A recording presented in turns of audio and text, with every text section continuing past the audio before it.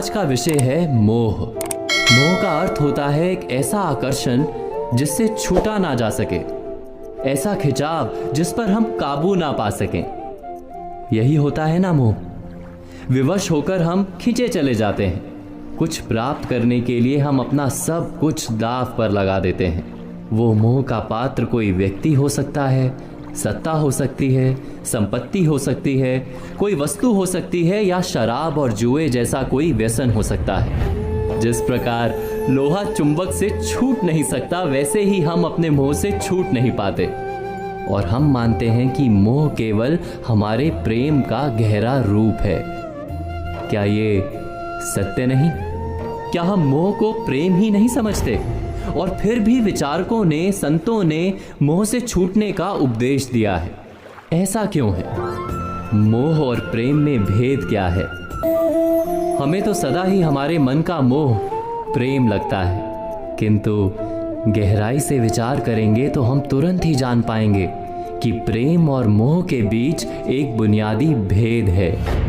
प्रेम होता है तब हम किसी के सुख की इच्छा करते हैं, जब मोह होता है तब हम किसी के सुख की कामना करते हैं। बस इतना सोचने पर प्रेम और मोह का भेद तुरंत ही समझ में आ जाता है।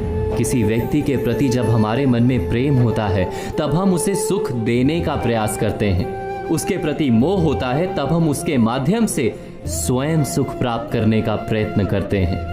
क्या ये सत्य नहीं? प्रेम के केंद्र में हम नहीं होते, मोह के केंद्र में केवल हम होते हैं।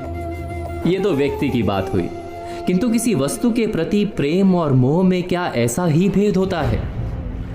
विचार कीजिए।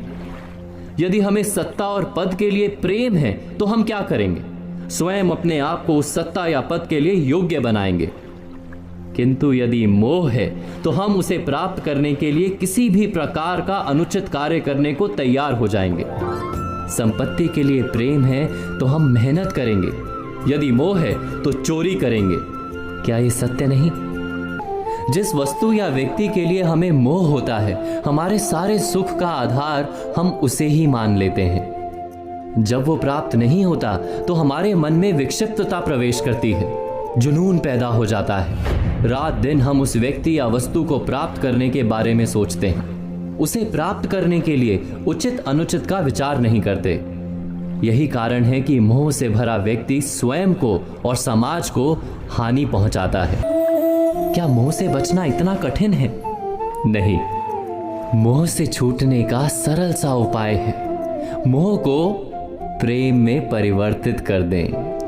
अर्थात बस इतना जान लें कि हमारा सुख और दुख किसी व्यक्ति या वस्तु के कारण नहीं हो सकता। सुख और दुख ये तो हमारे अंतर का व्यापार है, हमारी आत्मा का स्वभाव है।